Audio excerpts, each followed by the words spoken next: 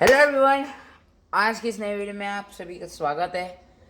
आज हम horror nights Hindi भाई इंट्रो बहुत ही बकवास मेरा है, but sorry. So hello everyone, welcome back to this another video. आज हम रिएक्शन करने वाले हैं हॉरर नाइट्स हिंदी के एक अनसोल्व इंडियन मिस्ट्री के बारे में।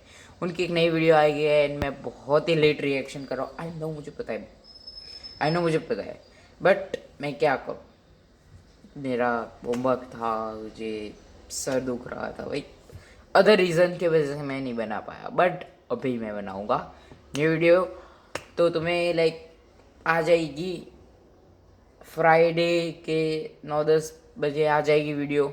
तो हाँ भाई, तो आओ यार शुरू करते हैं रिएक्शन। एंड भाई हॉरर नाइट्स देख रहे हैं तो भाई मैं कुछ नहीं कहूँगा, प्लीज़ सब्सक्राइब कर दो यार। सब्सक्राइब भाई नहीं बढ़ रहे हमारे।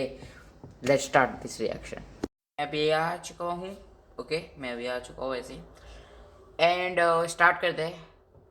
1 2 3 start. Welcome back to another video. After making a lot of videos जिसमें मैंने बाहर की स्टोरीज कवर करी थी, here is a video जहाँ पे मैं अपने कंट्री इंडिया की स्टोरीज कवर करूंगा। आज के इस वीडियो में मैं कुछ पैरानॉर्मल केसेस को भी कवर करूंगा, कुछ मिस्टीरियस एंड अनसॉल्व्ड क्रिएचर्स के बारे में भी बताऊंगा, एंड ऑल्सो एक हॉन्टेड प्लेस की बात करेंगे। So this video is going to be a roller coaster of unsolved mysteries and तुम्हें जरूर मजा आएगा। मुझे तो ऑलवेज मज़ा आता है इनकी वीडियो में। When he lived his life solving puzzles of the unknown, but now his death is shrouded in mystery. Gaurav Tiwari, the CEO and founder of Indian Paranormal Society, was found dead under mysterious circumstances in his bathroom in his Dwar. मैंने इनके बारे में सुना है, news में भी कई बार आया है। रात के भाई 9-10-11 बजे मैं न्यूज़ देखता हूँ, पर तुम्हें नहीं पता, मैं कह दूँ मैं 9-10 बजे न्यूज़ भी देखता हूँ। न्यूज़ इंडिया में आ गई, बट इनके बारे में ना मैंने काफ़ी यूट्यूबर्स के बारे में सुना है, न्यूज़ में सुना है, पैरानॉर्मल इन्वेस्टिगेशन है, एंड ये कैसे मरे वो भी यूट्यूब पे आ भी चुका है। चलो भाई स्टार्ट करते हैं। सॉरी थोड़ा सा स्पॉइल वीडियो में कर दिया तो sorry. A flat on Thursday morning. Police suspect that Gaurav committed suicide, but they are clueless about the motive. सबसे पहले हम जान लें कि पैरानॉर्मल क्या है और भूत प्रेत क्या है। 1915 में पैरानॉर्मल वर्ड बहुत ही कॉमन है, यानी उन चीजों को एक्सप्लेन करने के लिए जो साइंटिफिकली एक्सप्लेन नहीं की जा सकती। ऐसी बहुत सारी चीजें आपकी लाइफ में पर्सनली आई होंगी जिसे आप खुद लॉजिकली या साइंटिफिकली एक्सप्लेन नहीं कर सकते। आप भगवान कह लीजिए या आत्मा कह लीजिए, paranormal is beyond the normal.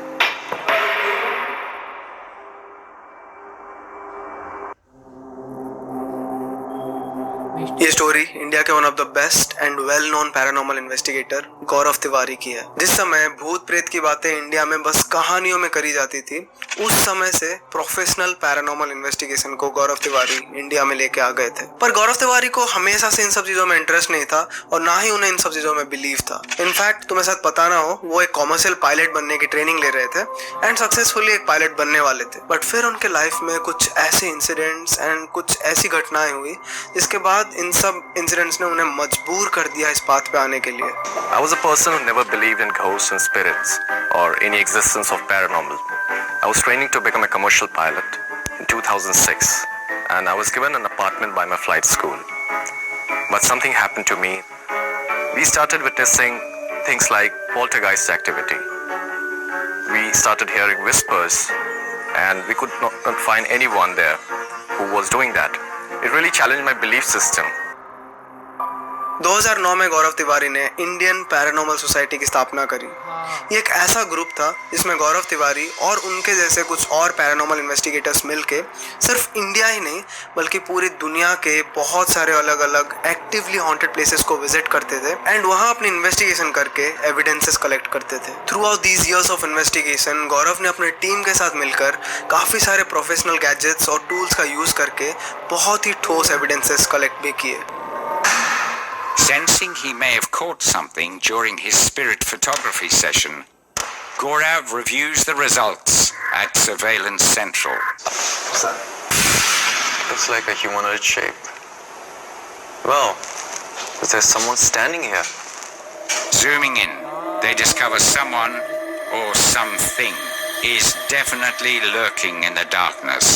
And I see a full body apparition or a human being standing there, but there was no human being as such. इतनी सारी रियलिस्टिक एविडेंसेस को कलेक्ट करने के बाद ये सब चीजें गौरव को और भी ज्यादा मोटिवेट करती थी इस पैरानॉर्मल दुनिया में और भी टाइम बिताने के लिए। इसीलिए वो अपना मैक्सिमम टाइम इन्हीं सब चीजों के मिस्ट्रीज को सॉल्व करने में बिताते थे। पर उन्होंने कभी ये बात सोचा भी नहीं होगा कि इन सारी मिस्ट्रीज को सॉल्व करते करते वो ऐसे ही एक मिस्ट्री का पार्ट बनकर रह जाएंगे।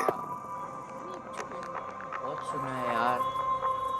6 जुलाई 2016 गौरव तिवारी अपने पूरे टीम के साथ वेस्ट दिल्ली के जनकपुरी इलाके में एक एलिजेडली हॉन्टेड हाउस को इन्वेस्टिगेट करने के लिए गए हुए थे। इस इन्वेस्टिगेशन को खत्म करके वो रात के 2 बजे घर को लौटे। घर लौटने के बाद वो सीधा बाथरूम को जाते हैं नहाने के लिए। अब तक चीजें काफी नॉर्मल थी एंड सब कुछ सही था, पर यहाँ से things go a bit south. उस रात गौरव बाथरूम में बहुत टाइम ले रहे थे, which was really unusual। वो बाथरूम के अंदर थे एंड बीच में एक भारी भरकम चीज के नीचे गिरने की आवाज आई। अब तक उनकी वाइफ थोड़ी सी कंसर्न तो थी, बट उन्होंने ज्यादा ध्यान नहीं दिया था। धीरे धीरे देखते देखते ऑलमोस्ट 1 घंटा बीत गया एंड गौरव बाहर नहीं आ रहे थे। उनकी वाइफ अभी काफी ज्यादा वरीड थी।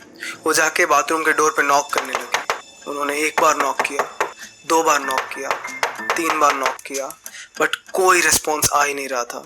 अंदर से ना पानी की आवाज आ रही थी और ना ही गौरव अंदर से कोई रिप्लाई दे रहे थे। एट लास्ट बाथरूम के कॉर्नर पे उनका एक ग्लास का विंडो था जिसके थ्रू धीरे से पीक करके देखने लगी।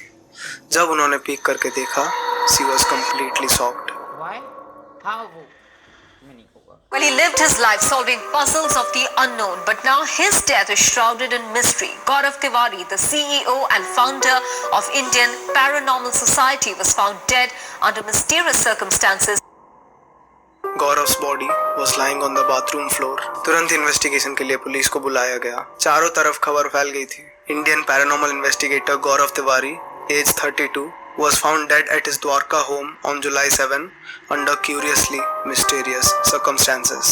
पुलिस एंड अथॉरिटीज के इन्वेस्टिगेशन के बाद उनका कहना था that गौरव के नेक के चारों तरफ एक ब्लैक थिन मार्क था एंड डॉक्टर्स ने भी कहा that Gaurav died because of asphyxiation, which means a suffocation and lack of oxygen। तो ये सब चीजें कहीं ना कहीं पॉइंट आउट कर रही थी that Gaurav committed it। But Gaurav की फैमिली अथॉरिटीज के इस डिसीजन से खुश नहीं थी।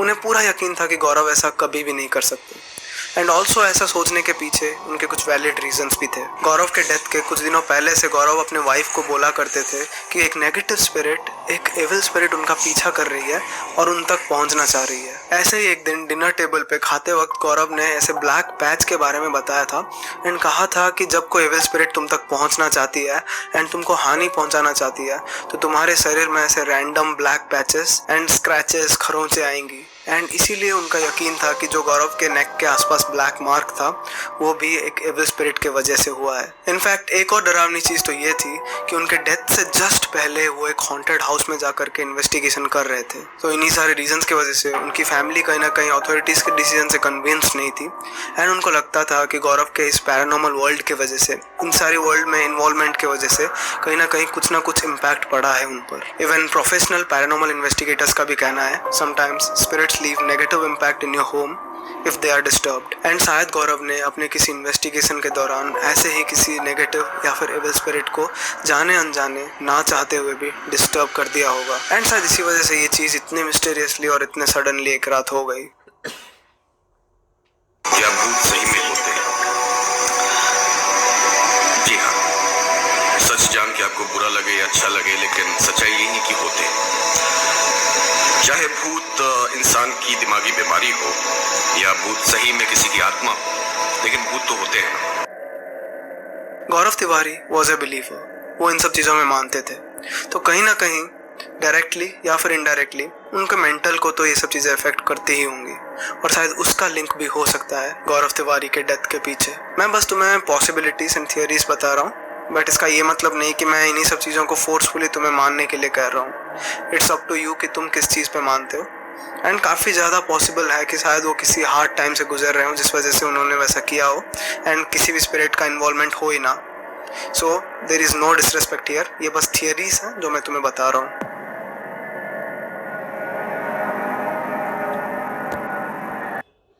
मेरे मन में एक थोड़ा सा एक वियर्ड सा सवाल है, तुमको मैं कहना चाहूँगा।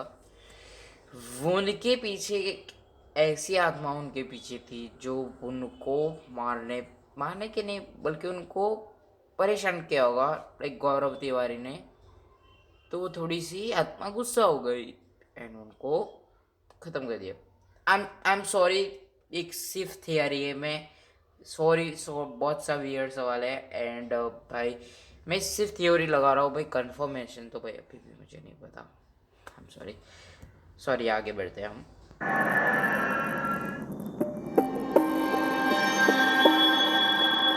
इंडियन हॉन्टेड प्लेसेस की जब भी बात होती है हमारे दिमाग में कुलधारा विलेज और भांगड़ फोर्ट जैसे बड़े बड़े नाम आते हैं। और ऐसा इसलिए है क्योंकि नो डाउट ये जगह बहुत ज़्यादा डरावने हैं एंड इनकी हिस्ट्री काफ़ी ज़्यादा डरावनी है। But also at the same time ये सारी जगहें इंटरनेट पे भी काफ़ी ज़्यादा पॉपुलर हैं, काफ़ी ज़्यादा वेल नोन है। और ऐसे ही पॉपुलर वेल नोन फेमस जगहों की वजह से इंडिया के कुछ ऐसे हॉन्टेड प्लेसेस छुप के रह जाते हैं जो काफ़ी ज़्यादा हॉन्टेड तो हैं बट उनके बारे में ज़्यादा लोगों को पता नहीं है। और ऐसे ही एक बहुत ही ज़्यादा haunted yet not so popular place है हैदराबाद में, नेम्ड खैरताबाद साइंस कॉलेज। आज के टाइम पे ये एक ब्रोकन अबेंडेंड कॉलेज बिल्डिंग है जो कि खैरताबाद में है। तुम इस बिल्डिंग के फोटोज को देखो या फिर इस बिल्डिंग को ही देखो इन जनरल, तो तुम्हें यकीन ही नहीं होगा कि एक टाइम पे क्या एक सही में कॉलेज था। आज के टाइम पे इस कॉलेज की हालत बहुत खराब है, बट इस कॉलेज की हालत हमेशा से ऐसी नहीं थी। आज से कई सालों पहले वहाँ पे ये कॉलेज बना था। It was a very normal science college. इस कॉलेज का एक बहुत ही बड़ा पार्ट था इस कॉलेज का बायोलॉजी लैब। इस लैब के अंदर रियल डेड बॉडीज को यूज करके कई सारी एक्सपेरिमेंट्स करी जाती थी। Real dead corpse were used to teach students about human biology and also experiments किए जाते थे। कई साल बीत गए और ये कॉलेज धीरे धीरे पुराना होता गया और कॉलेज का बिल्डिंग भी काफी ज्यादा पुराना हो गया था। एक दिन जस्ट बिकॉज वो कॉलेज काफी पुराना हो गया था और the building was really old, तो कॉलेज का एक पार्ट सडनली कोलैप्स कर गया। Due to this sudden tragedy उस कॉलेज को काफी जल्दी ओवरनाइट शट डाउन कर दिया गया, उसको कंप्लीटली बंद कर दिया गया। सिंस इस कॉलेज को रातों रात बंद कर दिया गया था, इस कॉलेज के अंदर का सामान जैसे का तैसा था, even the dead bodies of the biology lab. Government को काफी ज्यादा डर था कि सिंस ये काफी सुनसान और अबेंडेंड एरिया बन चुका है तो इसका क्रिमिनल्स गलत फायदा उठा सकते हैं। इस वजह से गवर्नमेंट ने स्ट्रिक्ट रेस्ट्रिक्शंस लगा दिए and no one was allowed to go inside the college. 2 security guards were deployed outside the college by government, जो इस चीज का ध्यान रखते थे कि कोई भी उस कॉलेज को क्रॉस करके अंदर नहीं जा सके।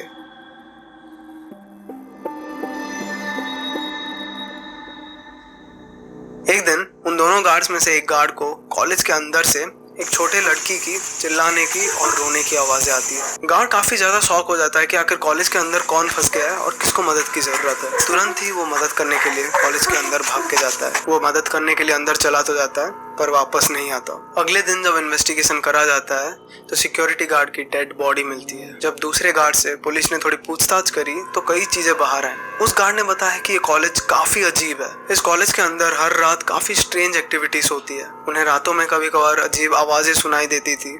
कई बार उन्होंने ब्लैक फिगर एंड एक स्केलेटन फिगर को भी इस कॉलेज के अंदर देखा था। कॉलेज के अंदर से अजीब स्पार्क्स और ग्लोइंग लाइट्स भी इन्होंने देखा था एंड कभी कभार तो काफी ज्यादा scary and loud unexplainable noises आते थे जो उनको काफी ज्यादा डरा देती थी। ऐसी चीजें जब कॉलेज के बारे में बाहर आई तो माना गया कि वो एक हॉन्टेड कॉलेज है एंड लोगों ने ये कहना शुरू कर दिया कि जो भी उस कॉलेज के अंदर जाता है जिंदा वापस नहीं आता। उसके बाद धीरे धीरे कॉलेज बिल्डिंग के आसपास रहने वाले जितने भी घर थे एंड वहां से गुजरने वाले जो लोग थे उन्होंने भी अजीब चीजों को नोटिस करना स्टार्ट कर दिया। आज के टाइम पे भी वो कॉलेज एरिया कंप्लीटली रेस्ट्रिक्टेड है, उसके अंदर कोई भी नहीं जा सकता और अगर कोई ट्रेसपास करके जाता है तो उसके अगेंस्ट सीआईडी काफी स्ट्रिक्ट एक्शंस लेगी। यूट्यूब पे भी मैंने बहुत सारे व्लॉग्स को ढूंढने की कोशिश करी बट सारे व्लॉग्स ऐसे ही बाउंड्री के बाहर से लिए हुए थे because no one is obviously allowed to go in. तो आखिर उस सिक्योरिटी गार्ड के साथ क्या हुआ, उसको किसने मारा एंड क्या जो हॉन्टिंग्स है उस कॉलेज की वो उन्हीं सारे डेड बॉडीज की वजह से जो उस टाइम पे छोड़ दिया गया था, ये सारी ऐसी कुछ मिस्ट्रीज हैं जो शायद कभी सॉल्व नहीं हो पाएंगी।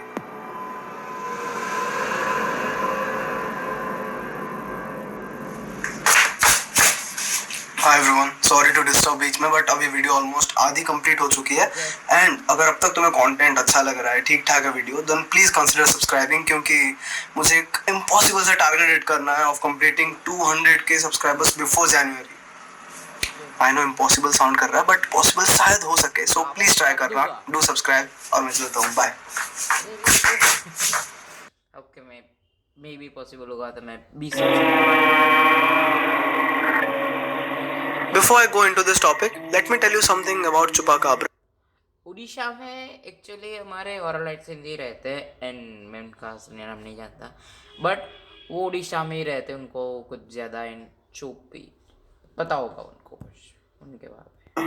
Chupacabra is a Latin American legend जिसके हिसाब से this is a very mysterious creature that kills animals by sucking their blood. Chupacabra is basically a blood sucking monster. Do you know कि इंडिया में भी एक ऐसा इंसिडेंट हो चुका है which clearly creates questions about the existence of this kind of a monster in our country. आज से लगभग 5 साल पहले मिड 2017 के अराउंड ओडिशा स्टेट के नियाली विलेज में एक बहुत बड़ी मास किलिंग हुई विलेज लाइफ स्टॉक की। सुबह सुबह गांव वालों के सामने उनके 26 भेड़ों की लाश पड़ी हुई थी एंड गांव वाले कंप्लीटली डरे हुए थे एंड क्लूलेस थे कि आखिर ऐसा किसने किया। उन सब भेड़ों को बड़ी बेरहमी से मारा गया था।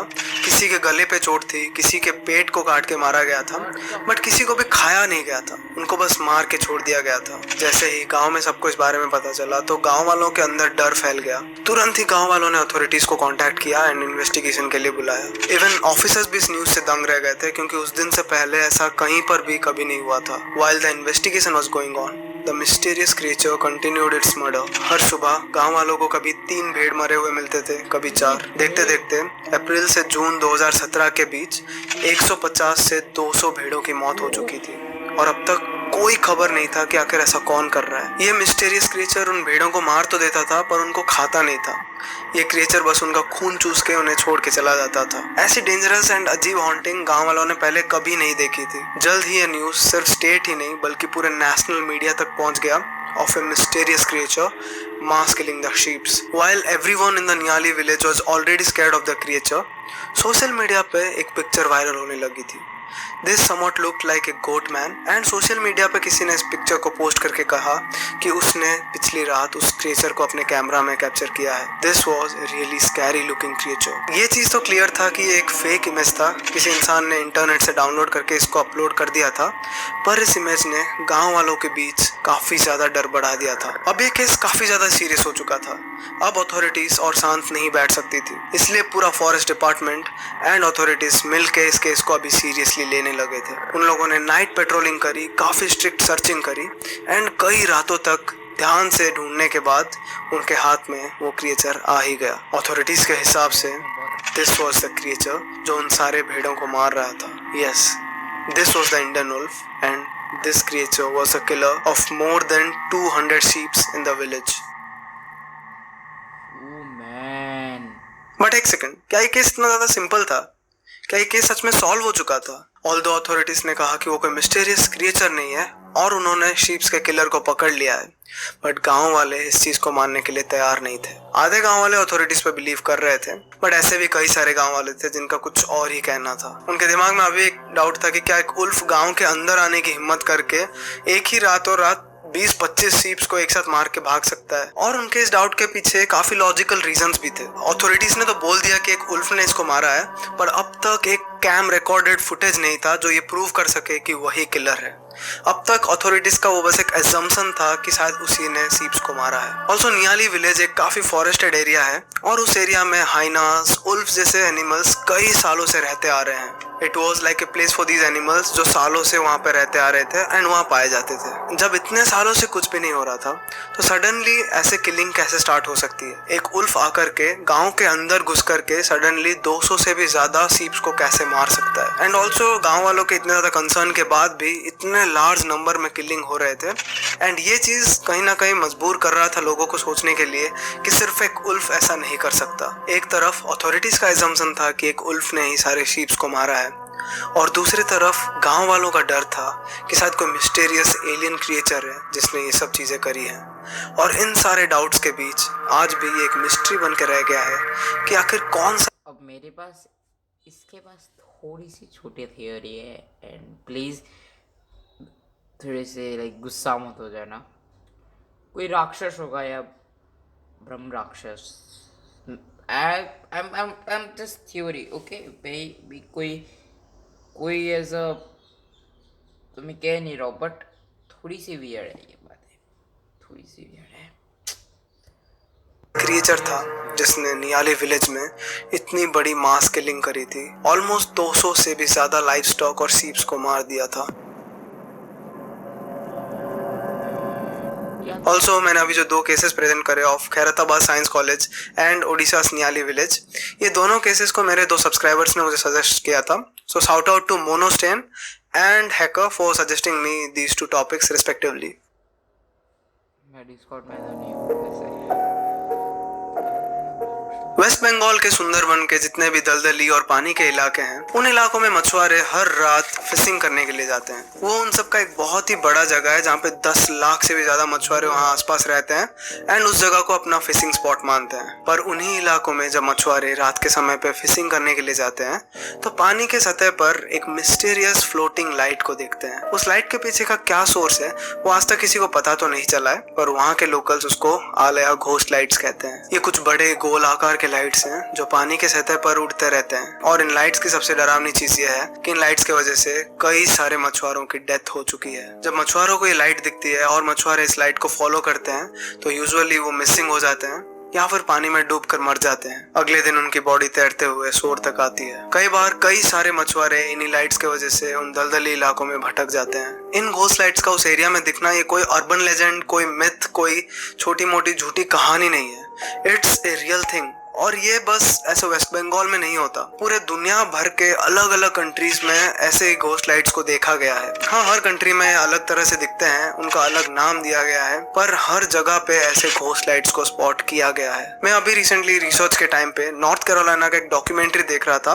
जहाँ पे ब्राउन हिल्स नाम का एक माउंटेन रेंज है जिसके ऊपर लोकल्स ने कई बार ऐसे ही घोस्ट लाइट्स को देखा है एंड इवन उन घोस्ट लाइट्स को अपने कैमरास में कैप्चर किया है. कई सारे फोटोज एंड पिक्चर्स वायरल हैं उन सारे घोस्ट लाइट्स के. एंड वहां पर भी एक अनसॉल्व्ड मिस्ट्री है कि आखिर उन लाइट्स के पीछे का क्या रीजन है. इन सारे लाइट्स के पीछे हर कंट्री की अपनी अपनी एक स्टोरी है, बट यहाँ पर वेस्ट बंगाल की भी एक काफी डरावनी स्टोरी है. माना जाता है कि जितने भी आलया घोस्ट लाइट्स हैं ये जो मरे हुए मछुआरों की स्पिरिट्स हैं जो वहाँ पे भटकती है. कई बार ये अच्छी स्पिरिट्स भी होती हैं और कई बार बुरी स्पिरिट्स. जो अच्छी स्पिरिट्स होती हैं वो भटके हुए मछुआरों को रास्ता दिखाती है घर तक वापस जाने के लिए, बट वहीं दूसरी तरफ जो बुरी स्पिरिट्स होती हैं, जो एविल स्पिरिट्स होती हैं, वो लोग काफी ज्यादा क्रोध एंड गुस्से से भरे हुए होते हैं. उनको अपनी मौत का रिवेंज लेना होता है और इसीलिए वो बाकी के मछुआरों को भी वहां पे फंसा देते हैं और उनको डुबा के मार देते हैं. अभी जो मैंने कहानी बताया ये पूरी एक थियरी, एक स्टोरी है, बट आलया घोस्ट लाइट का एग्जिस्टेंस एक थियरी नहीं है. It's a real thing. Scientific research के बाद कहा गया कि शायद इन घोस्ट लाइट्स के पीछे दलदली इलाकों से निकला हुआ मीथेन गैस हो सकता है रीजन, जो फ्लेमेबल होता है, या फिर कभी कभार थंडरस्टॉर्म के रिफ्लेक्शंस भी हो सकते हैं. बट ये सब चीजें बस दलदली इलाकों के लिए मानी जा सकती है. बट जैसे कि मैंने तुम्हें ऑलरेडी बताया कि दुनिया के कई अलग अलग हिस्सों में इन चीजों को देखा गया है, कभी फॉरेस्ट के अंदर एंड इवन मैंने जो तुम्हें बताया ब्राउन हिल्स के बारे में, तो वहां पर तो कोई मीथेन गैस नहीं है. तो फिर इन लाइट्स के पीछे की मिस्ट्री अभी तक अनसॉल्व्ड ही है एंड ऐसी ही एक अनसॉल्व्ड मिस्ट्री हमारे पास, हमारे वेस्ट बंगाल में भी है. Guys, thanks a lot for watching the video till the end. मैं तुम्हें और कुछ भी करने को नहीं बोलूंगा, बस तुमसे एक रिक्वेस्ट है कि अगर तुम लोग चैनल पर नए हो तो प्लीज चैनल को सब्सक्राइब कर देना. I am on a mission to complete 200 K subscriber.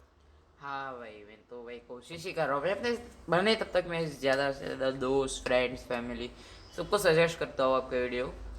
And अब आ चुका है रिव्यू का वक्त. मैं इसको भाई कुछ ज़्यादा रिव्यू नहीं कहूँगा. इस वीडियो को मैं 5 में से रेटिंग दूंगा 4.5. ये वीडियो उस जापानीज अर्बन लेजेंड्स से 50 से 20% बूम है भाई. बहुत मस्त वीडियो बनाई है. एंड इस वीडियो भाई थोड़ी सी स्कैरी थी. मैं कुछ कह नहीं सकता, बट थोड़ी सी स्कैरी थी मेरे लिए. एंड वैसे मैं तो भाई कुछ कह नहीं सकता. एंड भाई हॉरर नाइट्स हिंदी आपने उस वीडियो पे कमेंट किया, आप मुझे स्टोरी में आपने प्रमोट किया, आपके thank you so much. And ऐसे ही आप मेरे साथ सपोर्ट बनाए रखना प्लीज़. तो भाई मैं भी उनको सपोर्ट एंड तुम्हें भी सजेस्ट करूँगा कि तुम भी उनकी चैनल को सब्सक्राइब करो भाई. उनको सपोर्ट की ज़रूरत है तो भाई करना पड़ेगा. वो इतनी अच्छी वीडियो लाते हैं तो भाई करो, क्यों नहीं करोगे? ठीक है. और फिंग की ये फिंग भाई ना मुझे मेंशन ही नहीं कर रहे लोगों, दूसरे लोगों को मेंशन कर रहे भाई. मैं नहीं दिख रहा हूँ उनको. ओके कोई बात नहीं, आई एम सॉरी, उनको हेट नहीं दे रहा हूँ, बट उनकी कंस्पिरेसी थियरी के वीडियो आ रही है उन्होंने एक स्टोरी डाली थी भाई कंस्पिरेसी थ्योरी टुमारो फॉक करके, एंड भाई मैं एक्सट्रीमली बहुत ही ज़्यादा इंडियन कंस्पिरेसी थियरी लिए बहुत ज़्यादा एक्साइटेड हूँ। एंड बस आज के सिर्फ नहीं, अगर तुम्हें वीडियो अच्छी लगे लाइक करो, सब्सक्राइब करो, एंड उनकी तरह मुझे भी अच्छे सपोर्ट बताओ भाई प्लीज़। तो यस आज का सिर्फ इतना ही, तुम्हें अच्छे लगे तो यार लाइक करो, सब्सक्राइब करो। मैं तुम्हें मिलता हूँ take care, bye bye, and next video होगी फिंक के वीडियो पे, कोई भी उनका वीडियो होगा मैं उन पर रिएक्शन दूंगा। एंड ये वीडियो आ जाएगी भाई 9-10 बजे रात को आ जाएगी, तो भाई देख लेना। तो बाय गाइस, बाय। भाई कहाँ गया, कैमरा बंद करना है।